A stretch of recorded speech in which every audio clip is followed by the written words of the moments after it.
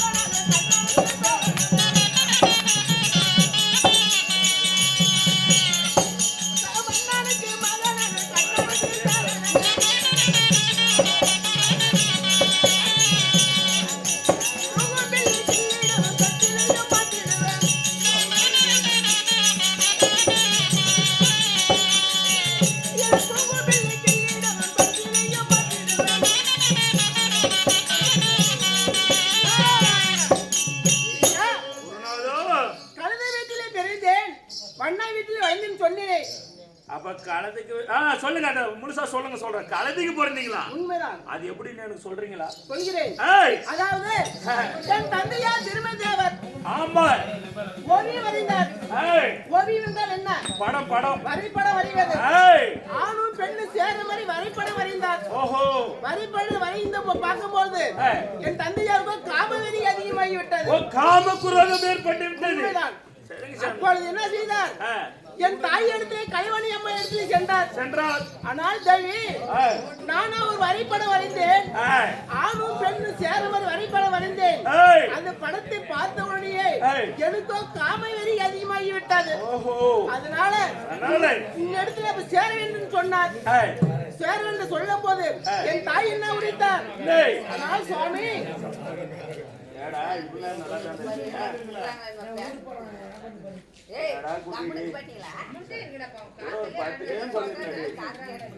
நானும் மனுஷன் தான்டா. தொண்டை இருக்கிற நீங்க மெதுவா இருந்தாதான் பேசாம, நான் கொஞ்சம் மெதுவா பேச கேட்கலன்னு வச்சுக்க, நான் என்கிட்ட தான் கத்துன காலு செத்து போயிடும். கம்பெனி இருக்குடா. என் வீட்டுக்காரிக்கு ஒரே அம்படி பையா. அப்படி சொல்லும் போது தாய் என்ன உரித்தார்? ஆனால் சுவாமி, பகலிலே சேர வேண்டும் சொல்லுகிறாயே, பகலிலே சேர்ந்தா உலகம் என்ன சொல்லும்? இந்த தேவாதி தேவனே நீங்க சொல்லிட்டீங்க. இதுக்கு நான் ஒன்னே ஒரு சிம்பிளா சொல்லிடுறேன். பகல்ல புணர்ச்சி செய்யக்கூடாதுன்னு சொல்றீங்க. ராத்திரிக்கெல்லாம் இங்க ஆட்டாருங்க. நாம நாமெல்லாம் ராத்திரிக்கெல்லாம் இங்க வந்து ஆடுறீங்க. நம்ம பண்டாட்டி மேல வீட்டுல விட்டு வந்துருங்க. நாம எப்படி தாத்தா பண்றது தாத்தா? கோல்காரன் காவலுக்கு நாங்கெல்லாம் பகல்ல தான் நாடு மகன். நீங்க நரஜலமும் அந்த பகல்ல ஒரு பிரச்சனை எனக்கெல்லாம். எப்படி? எங்க புள்ள தூங்குறது இல்ல சாமி.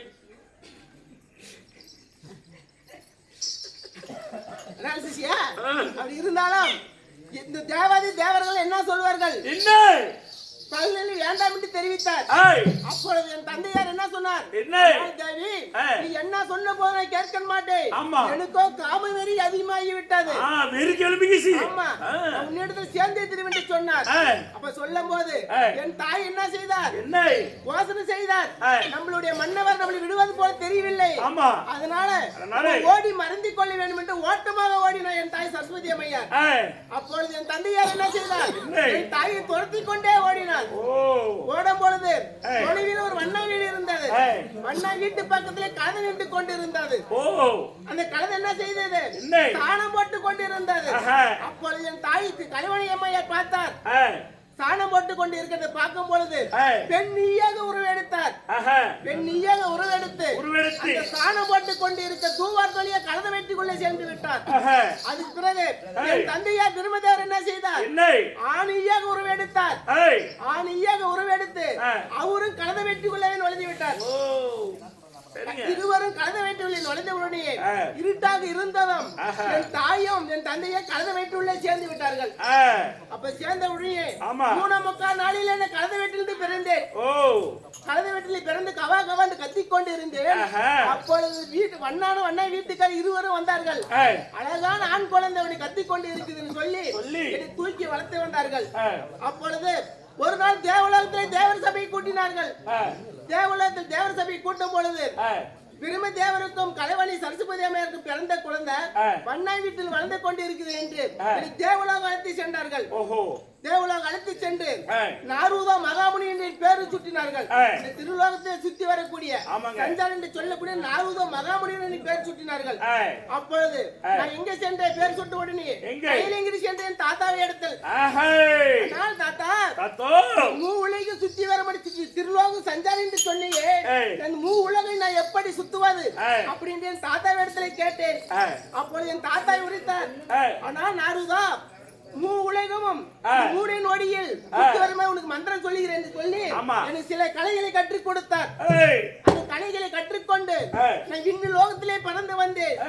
அது பறந்து வரும்பொழுது அந்த துர்மண்டலத்தை ஆண்டு வரக்கூடிய தூர்வாசர் மகாமுனிவர் அந்த வழியாக வந்து கொண்டு இருந்தார். அப்பொழுது தூர்வாசர் மகாமுனிவர் கேட்டார், அடே நாரூதா, நீ விண்ணு லோகத்திலே சுத்தி வருகிறாயே, எப்படி உனக்கு இது தெரிந்தது அப்படின்னு கேட்டார். கேட்கும் போது நான் சொன்னேன், கைலங்கிரி சென்றேன், என் தாத்தாவாகிய பரமேஸ்வரத்திலே கற்று வந்தேன் சொன்னேன். அங்கே கற்று வந்தேன் சொன்னேன். அப்பொழுது துர்வாசர் மகாமுனிவர் கேட்டார், நாரூதா, நீ கற்று வந்த கலையை எனக்கு சொல், நான் இந்த உலகத்தை சுத்தி வருகிறேன் என்று கேட்டார். அப்பொழுது ஒரு பொய்யை சொல்லிவிட்டேன். என்ன பொய்? துர்வாசர் இடத்திலே. ஆனால் நாரூதா, துர்வாசரே, அங்கே கற்றுக்கொண்டு இங்கே பார்த்தவுடன் இங்க அனைத்தும் மறந்து விட்டேன் போய் சொல்லி அங்கே கற்றேன், நீங்க மறந்து விட்டேன். அப்பொழுது தூர்வாசர் மகாமுனிவர் பார்த்தார். அவர் ஞான திஷ்டியால் பார்த்தார். ஞான திஷ்டியால் பார்த்த உடனே நாரூதா நம்ம இடத்தில் போய் சொல்லுகிறேன் என்று சொல்லி எனக்கு சாபத்தை கொடுத்தார். என்ன சாபம்? என்ன சாபம்? நாரூதா, ஒரு நாளைக்கு ஒரு கலகம் செய்ய வேண்டும். கலகம் செய்ய தவறினால் உன் வகுர ஒப்பிக்கொள்ளும். ஆமா, முதுகுல கலகம் மூட்டிய பெருத்துக் கொள்ளும். தலையோ 16 சுக்கா போயிடும் என்று சாபம் கொடுத்து விட்டார். உண்மைதான்.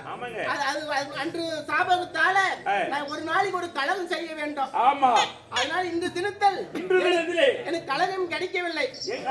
என் தாத்தா வைகுந்த வாசனை நினைத்தால் எனக்கு கலகம் என் திருஷ்டியில் கிடைக்கும். சரிங்க, என்ன இருந்தாலும் அது ஒரு போட்டு கொடுக்க மாட்டேன்றே.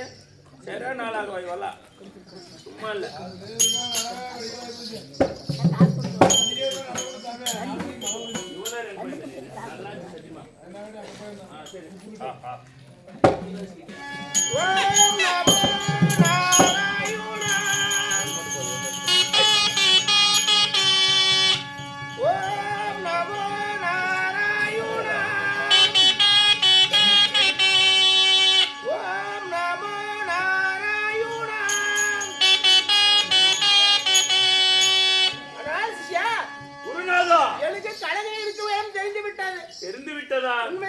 எங்கே திருவிழாங்காடு சென்றால் எனக்கு கலகம் கிடைக்கும். சரிங்க, போலாம். திருவிழா போலாமா? போலாம். திருவிழாங்காடு தண்ணி நாடி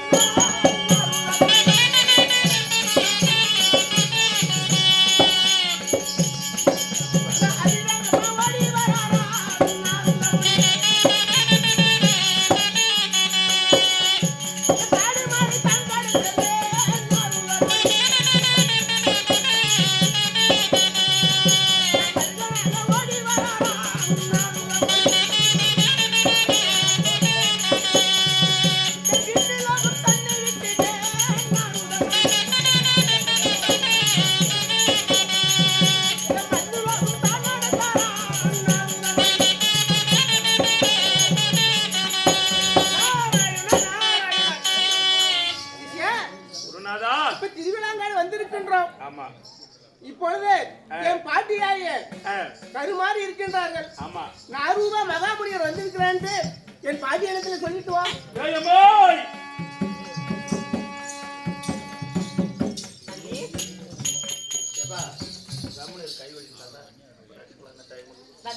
ஓடி ஓடி வர நம்ம தேடி ஒரே நொடிக்குள்ளே இந்த 3 உலகத்தை சுற்றி வரக்கூடிய நாரதா மகாமுனிவர். யாரு?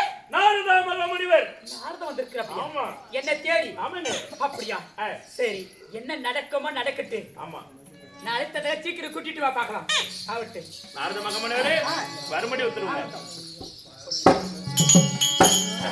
பாட்டி பாதா பாட்டி நான் அடிபடிதே நான்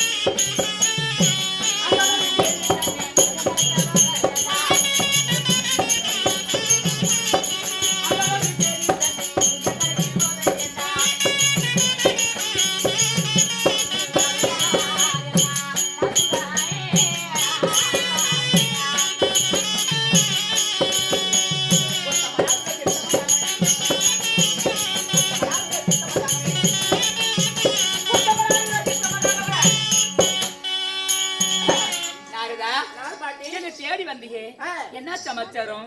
நான் ஒண்டி தவித்துக் கொண்டிருக்கிறேனே. வந்த நோக்கம் என்ன நாரதா? என்ன சமாச்சாரம் நாரதா? சொல்லப்ப.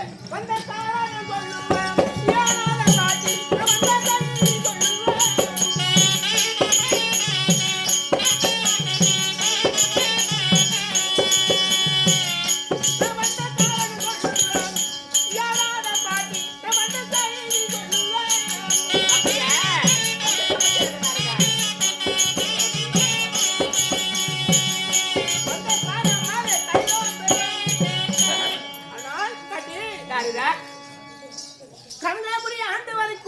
கனகாபுரி ஆண்டு வரக்கூடிய கனகராஜ மன்னன் கனகராஜ மன்னன் கனகவல்லி அம்மையார் ஆமா இருவரும் தாசி வார்த்தை கேட்டு உன் தந்தையோட கனகராஜ மன்னன் ஆமா உன் தாயார கனகவல்லி அம்மையார் ஆமா தாசி வார்த்தை கேட்டு உன் தாயார் கனகவல்லியே உன் தந்தையார் கொண்டு விட்டார் ஆமா அப்பொழுது இந்த உலகத்தில் இருக்கக்கூடிய மூமுச்சி தேவர்களும் யாரும் கண்டுக்கல இது கடவுளை மும்மூர் தேவர் யாரும் கண்டுக்கல ஒடிமை செய்து உன் தாயை கொண்டார்கள் ஆமா அப்பொழுது வைகுண்ட வாசனை என்னான்னு கண்டுக்கலை கைலங்கியை ஆண்டு வரக்கூடிய ஈஸ்வரன் என்னான்னு கண்டுக்கல மும்மூர்த்தி தேவர் எது கண்டுக்கலை அதனால உன் இடத்திலே ஒரு வார்த்தை சொல்ல வந்திருக்கேன் பாட்டி அப்படியா உண்மைதான் நாருதா இந்த மாதிரி தாசியினுடைய வார்த்தைனாலே தாசி பண்ண சூழ்நிலை என்னுடைய தாய் போலமா என்னவே என்னை தவித்துக் கொண்டு அனாதியா விட்டுட்டு என் தாயை கொண்டுட்டு அப்படி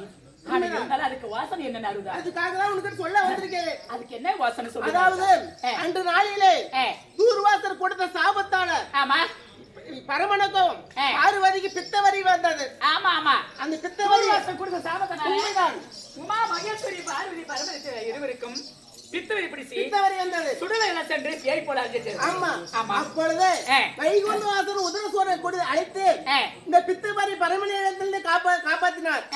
அப்பொழுது பார்வதி என்ன செய்தார்? என்ன செஞ்ச? வைகுண்ட அளித்த சோறு அரமனுக்கு கொடுக்கும் போது ஊட்டி விடும் போது அந்த கபாலப்பட்டது பார்வதி கையை கவிக்கொண்டது. பார்வதி கையை கவிக்கொண்டது. பார்வதிக்கு பித்து பிடிச்சிருக்கு. உண்மைதான். அப்பொழுது அந்த கபாலம் எங்க இருக்கின்றது? கபால தோட்டத்தில் ஒரு பொட்டிக்குள்ள அடைக்கப்பட்டு உள்ளது. ஓ, அந்த கபாலமாகப்பட்டது பெட்டிக்குள்ள அடைக்க வச்சிருக்கிறேன். உண்மைதான். அதனால அந்த கபாலத்துக்கு உயிர் கொடுத்து கபால சூரனாக பிறக்க வைத்து தேவர்களை சிறைப்பிடிக்க வேண்டும். சிறைப்பிடித்து அனைவரும் பாதத்தில் விழ வேண்டும். ஓ, நாரதா நல்ல வாசனை சொல்லி இருக்கேன். நாரதா ஏன் தாயை காப்பாத்தல, என்னை காப்பாத்தல? கடவுளை முப்பது தேவர் ஒரு நாட்டில் இருந்து போய் என்ன பிரயோஜனம் இல்லை. அதனால அந்த கபாலமாகப்பட்டது பெட்டிக்குள்ள வச்சிருக்கிறாங்க. உண்மைதான். அந்த கபால சூரனை எடுத்து வெளியே விட்டாதான் அந்த மும்மூர்த்தி தேவர் மூவரை அனைத்து பேரை கொண்டு வந்து பாதத்தை பணி வேண்டாம். அவனுக்கு நம்ம என்ன வாசனை செய்யணும் அப்படிங்க? அவங்களுக்கு ஒவ்வொரு தேவர் மூவருக்கு அழைச்சிட்டு இருக்கு. நம்ம பார்த்து கொண்டு இருக்கிறேன். ஆமா. ஆனா அப்புறமா நடக்கிறது என்ன வாசனை அப்புறம் பாத்துக்கலாம். அதனால இப்ப கபால சொன்னவே பிறக்க வைக்க வேண்டும். இருக்கணும். ஆமா. அவருக்கு நல்ல வாசனை சொல்லியிருக்கேன். எனக்கு இவ்வளவு நானும் எனக்கு வாசனை சொல்றதுக்கு யாருமே கிடையாது. இருக்கிறது ஒண்டி. ஆனா இருந்தாலும் நான் ஆனாலே குழந்தை இருக்கிறேன். ஆனா நீ வாசனை சொல்லிருக்கு நான் பார்த்தா நல்ல வாசனை சொல்லியிருக்கேன். உண்மைதான். அப்படி நான் சூழ்நிலை குறைக்க வைக்கிறேன். நீ சென்று வா, போயிட்டு வா.